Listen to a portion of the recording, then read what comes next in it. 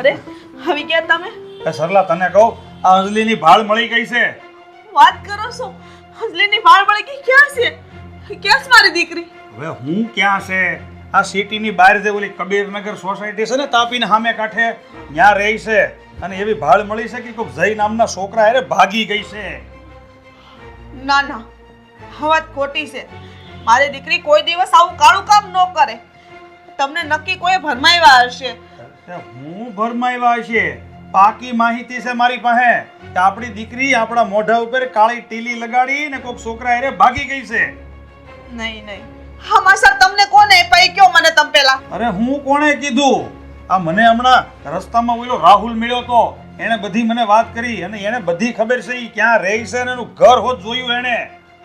કઈ એમ ખોટે ખોટું તો કોઈ માણસ એટલું બધું તો ન જ કહે ને. હે ભગવાન, અંજલિ આવું કર્યું? એને એકવાર એ વિચાર ન આવ્યો કે હું આવું પગલું ભરી તો મારા મા બાપનું શું થશે?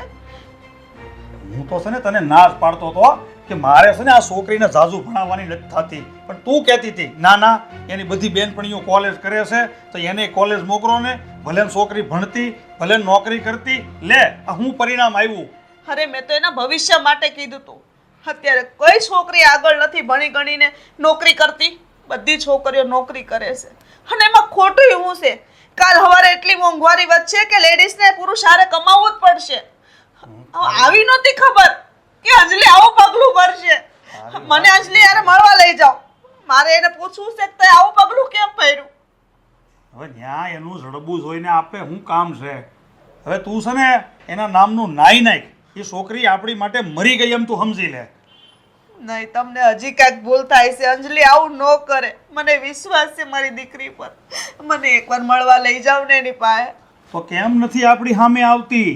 આપણી સામે આવવી જોઈએ ને. જો એને કંઈ ખોટું કામ ન કર્યું હોય, તો ખોટું પગલું ન ભર્યું હોય તો એને આપણી સામે આવવું જોઈએ ને કે પપ્પા બધું આમ હતું મેં આમ કર્યું છે.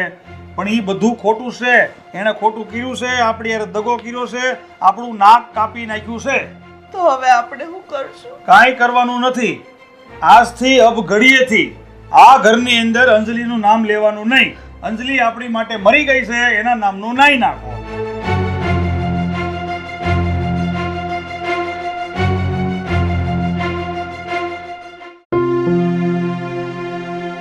લોકો ક્યારના દવાખાને ગયા છે, હજી કાં નહીં આવ્યા હોય? કઈ વધારે તો નહીં થયું હોય ને?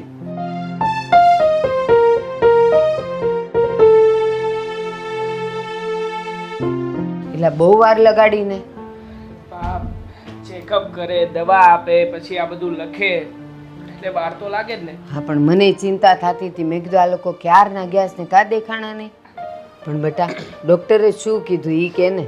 બહાર ડૉક્ટરે કહ્યું છે કે હવે મને તપાસ કરાવવાની કે દવા લેવાની કોઈ જ જરૂર નથી. હું એકદમ ઠીક થઈ ગયો છું. સારું સારું. અને હવે બસ ને, હવે તારે કોઈ દવા દારૂની કાંઈ જરૂર નથી ને? નહીં બા, નહીં, કંઈ નહીં. ઓકે બટા અંજલિ, જો તને અહીંયા ને અહીંયા 15-20 દાડા થઈ ગયા છે, હવે તું ઘરે જા. તારા મા બાપે ચિંતા કરતા હોય ને. હા આંટી, હવે જઈને સારું થઈ ગયું છે ને, એટલે હું પણ મારા ઘરે જતી રહીશ. મને જયની ચિંતા હતી એટલે તમે હર વખત મને જ્યારે ઘરે જવાનું કહેતા હતા ને, તો હર હંમેશા મેં ના પાડી છે. કારણ કે આ હાલતમાં જઈને છોડીને હું જવા નહોતી માગતી. હા બેટા, પણ જેમ તને જયની ચિંતા હતી એમ તારા મા બાપને તારી ચિંતા હોય ને બેટા. હે? હા આંટી. બેટા અંજલિ, તું આજે ઘરે જાય છે ને, પણ તું એકલી ન જતી. દીકરા, તું એની હારે જજે ને એને ઘર સુધી મૂકી આવજે.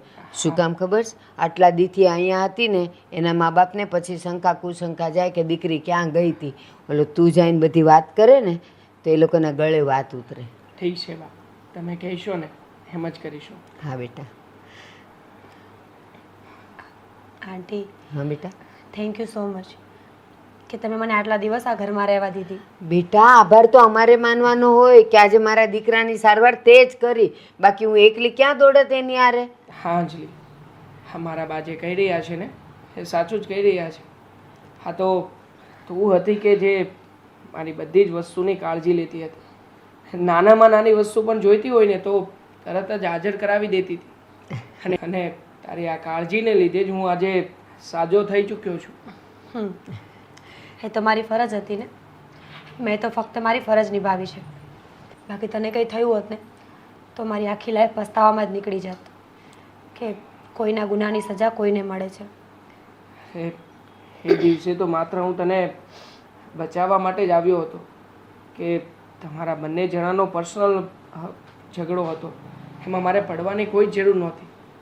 પણ શું કરું, હવે માનવતાની દ્રષ્ટિએ મારી આંખ સામે કોઈ બેન દીકરી હેરાન થતી હોય કે કોઈ તને આ રીતે હેરાન કરતું હોય તો હું કેવી રીતે જોઈ શકું? સારું ચાલો, બહુ વાતું થઈ ગઈ. હવે બેવ જણા આરામ કરો અને સાંજે જમીને જજો. એમને મોકલવાનું નથી આને. આંટી, આટલા દિવસે તમારા ઘરે જમું જ છું ને, હવે આજે થોડી વહેલી નીકળી જાઉં ને તો ટાઈમે ઘરે પહોંચી જાઉં. હા તે વહેલી જ નીકળજે, હું વહેલું જ રાંધી નાખીશ. તું તારે એને વહેલા હાર મૂકી આવજો હો બેટા. હા બા, સારું. આટલા દિવસ તે મારી સેવા કરી છે અને અહીંયા રહી છે, તો આજનો આ સ્પેશિયલ દિવસ અમારી સાથે નહીં કાઢે તું? બેટા તને રોટલા અને આખા રીંગણાનું શાક બહુ ભાવે છે ને, અને ઓલા તળેલા મરચાં, બસ આજે તો એ જ બનાવવા છે ને, તને એ જ ખવડાવીને મોકલવીશ. એટલે તું યાદ તો રાખે. સારું આંટી, તો હું મારી જવાની તૈયારી કરું. હા બેટા, જોજો કાંઈ વસ્તુ ભૂલતી નહીં. ભૂલાઈ જશે તો તમે આપી જજો. યા આપવા આવશે, હું તો કાંઈ આવવાનું નથી. હા, હવે તો હું સાજો નરવો પણ થઈ ગયો છું. આ સિવાય મારે તો કોઈ કામ છે નહીં. હા એટલે તો એ 2-4 વસ્તુ ભૂલીને જાય, એટલે પછી તું યાદ કરીને આપવા જાય ને. જાઓ જાઓ, તૈયારી કરો. અને બસ હવે તું છે ને તારા બહારના કામ પતાય આવ જા. હા બા, હા, આ ઘણા સમયથી મારા મિત્રોને મળ્યો નથી, તો એ લોકોને મળીને થોડી ઘણી વાતચીત કરીને માઇન્ડ ફ્રેશ કરીને આવું છું પાછું. એ હા, જા.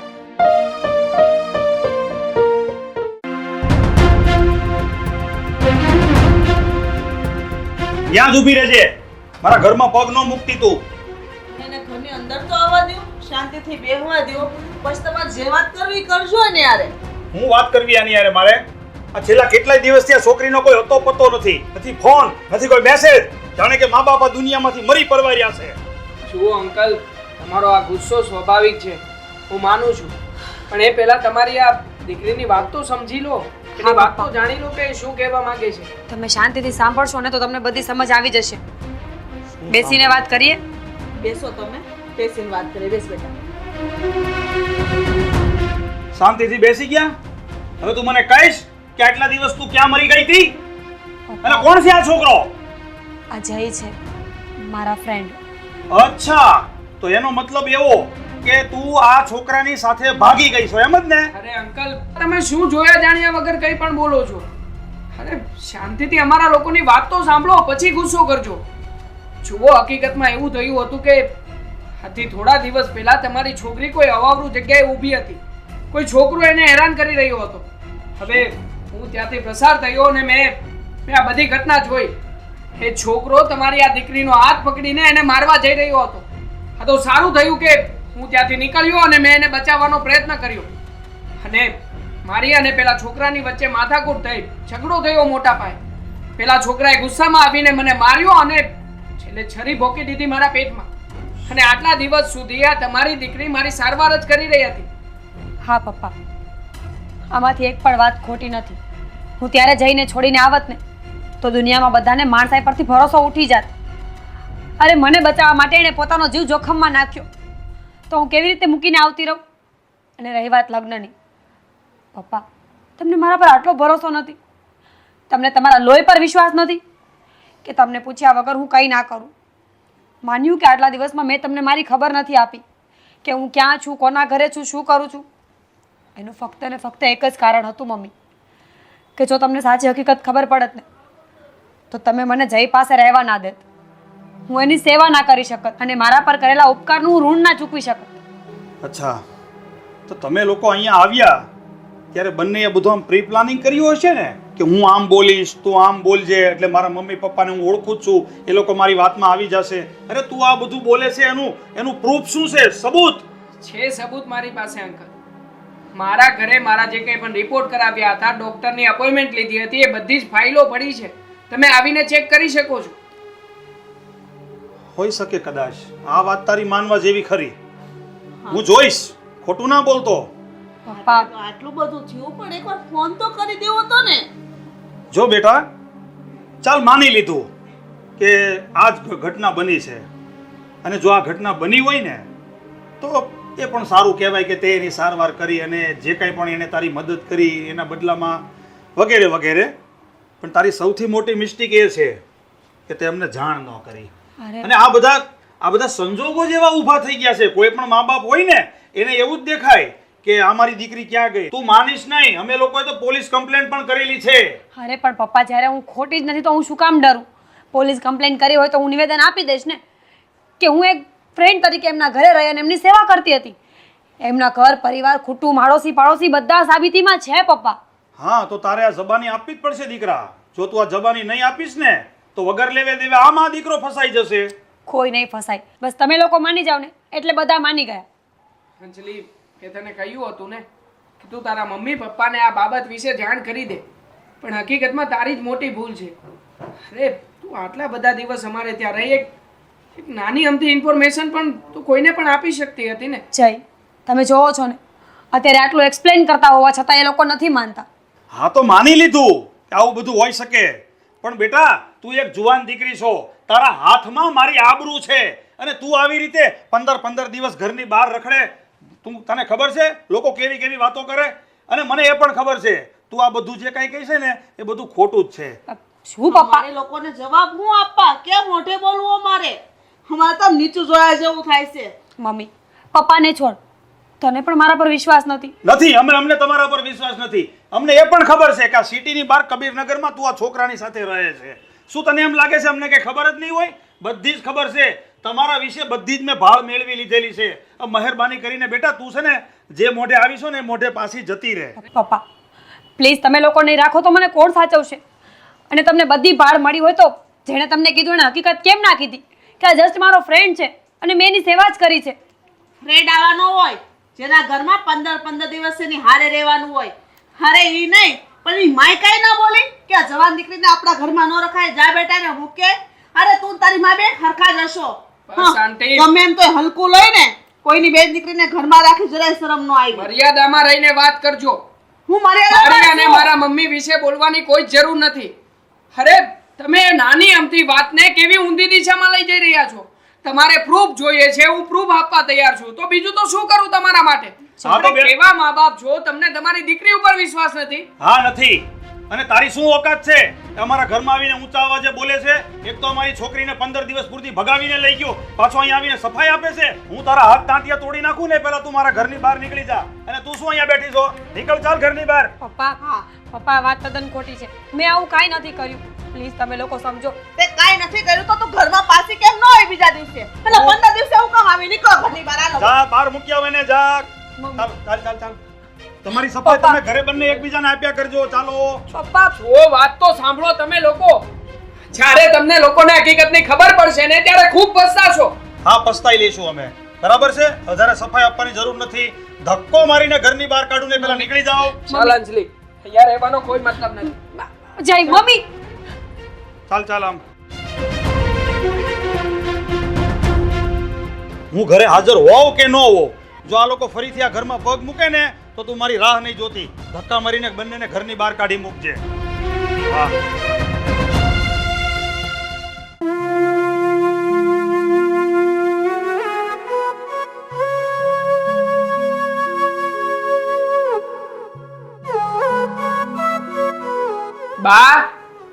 બા ક્યાં છો તમે?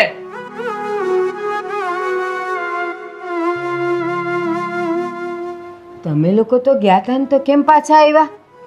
બાપ, હું અંજલિને એના ઘરે મૂકવા ગયો હતો, પણ અંજલિના પપ્પાએ એને ઘરમાં રાખવાની ના પાડી દીધી. શું? કેમ પણ? કારણ કે એના પપ્પા ઊંધું સમજી બેઠા છે.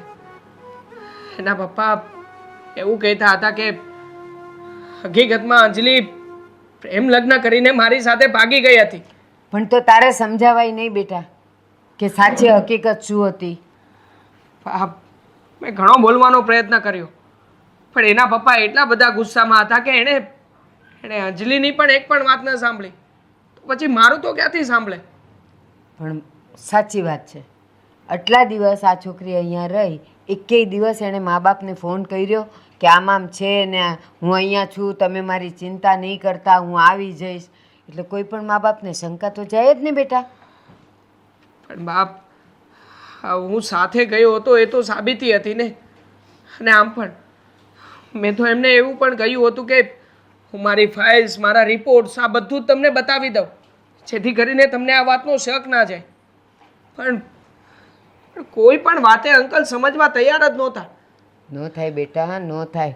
મને ખબર પડે છે, જે ઘરની જુવાન દીકરી ઘરની બહાર રહી ને આટલા બધા દિવસ, એક તો સમાજ, કુટુંબ અને આજુબાજુવાળા, મહોલ્લાવાળા બધાયની સામે એ લોકો કેમ લડે કે છોકરી ક્યાં ગઈ છે એમ. અને આજે 15 દી પછી તમે જાઓ એટલે લોકોને વાતો કરવાનો મોકો મળી જ જાય. બાપ, હું સમજી શકું છું કે માવતરને દુઃખ થાય, પણ જ્યારે સત્ય હકીકતની સમજ પડી જાય ત્યારે તો એમને અંજલિને સ્વીકારવી જોઈએ ને. અત્યારના છોકરાઓ છે ને બધા હાચા ખોટા નાટક કરીને મા બાપને સમજાવતા હોય એટલે એ જલ્દી ન સમજે. પણ હાલો, હવે જે થયું એ હવે એ આવી જ છે. પણ હવે તું કે હવે આપણે શું કરશું? એના ઘરે તો એને રાખશે નહીં, તો આપણે શું કરશું? જો બાપ, જ્યારે હું મરણ પથારીએ હતો અને મારી પાસે તમારા સિવાય બીજું કોઈ નહોતું, ત્યારે જો જીવનની એક આશા બનીને કોઈ આવ્યું હોય ને તો એ અંજલિ હતી. એણે એના મા બાપની, આ લોકોની, સમાજની પરવા કર્યા વગર આ ઘરમાં રહી મને સાજો કર્યો. હંમેશા મારી નાની મોટી બધી જ વાતની કાળજી લઈને અને ફરી પાછો ઊભો કર્યો. તો બાપ, હે અંજલિને હું ક્યારેય પણ રખડવા તો નહીં જ દઉં. બેટા, હું પણ એમ જ કહું છું, આપણે એને રખડવા નથી દેવી. હવે ત્યાંથી તો જાકારો દઈ જ દીધો છે, તો હું કંઈક જુદું વિચારું છું. બાપ, તમે જે વાત સમજી ગયા છો એ જ વાત હું કહેવા માંગુ છું. તો બાપ, હું પણ આ અંજલિને મારી પત્ની તરીકે સ્વીકારવા તૈયાર છું. બેટા, તે તો તારો નિર્ણય, તારો વિચાર બધું રજૂ કરી લીધું, પણ જેને આ ઘરમાં આવવું છે તે એનો વિચાર પૂછ્યો, એની ખુશી પૂછી, એની ઈચ્છા પૂછી. બેટા અંજલિ, તારો શું વિચાર છે? આંટી, હું તૈયાર છું. હા બેટા. જય, મને એ નથી સમજાતું કે કઈ રીતે તમારો આભાર માનું. આજે જ્યારે મા બાપના ઘરેથી ધક્કો લાગ્યો ત્યારે સમજણ પડી કે સંબંધો કેટલા મહત્વના હોય છે. આજે તમે ના હોત તો કોણ જાણે કે મારી હાલત શું થાત. અંજલિ, થેન્ક યુ. અંજલિ, બસ બેટા, બહુ ટેન્શન નહીં કર. તું હવે આ મારા ઘરની દીકરી છે, અમારા ઘરની લક્ષ્મી છે. અને એ તો સારું થયું કે આટલા દિવસ તું અમારા ઘરે રહીને તો અમારા ઘરની રૂઢિ, નિયમ તને બધી ખબર પડી ગઈ. અને કહેવાય છે ને કે જોડી તો ઉપરવાળો બનાવે છે. કોને ખબર કે આના માટે જ તમને ભેગા કર્યા હશે, હે ને? અને હા અંજલિ, આભાર તો મારે તારો માનવો જોઈએ કે તે મારા માટે થઈને તારા પપ્પા સાથેના સંબંધો પણ બગાડી. જો હકીકતમાં તો ભૂલ મારી છે. શક્ય હોય તો મને માફ કરી દેજે. જય, ભૂલ કોની છે, સાચું કોણે કર્યું, ખોટું કોણે કર્યું, એનો હવે કોઈ જ મતલબ નથી. હવે આપણે આગળ શું કરવાનું છે આપણે એના પર ધ્યાન દેવું જોઈએ. બેટા જય, અંજલિ, હવે જે થયું એ ભૂલી જાઓ. હવે જે કરવાનું છે એની આપણે તૈયારી કરીએ. બસ હવે તો લગ્ન નક્કી જ છે કે તમારા કરવાના જ છે. તો હું ગોર બાપા પાસે જઈને તારીખ બારીખ લેવડાવી દઉં અને વહેલી તારીખ લઈને આપણે ઘડિયા લગ્ન લઈ લઈએ, હે ને? હા.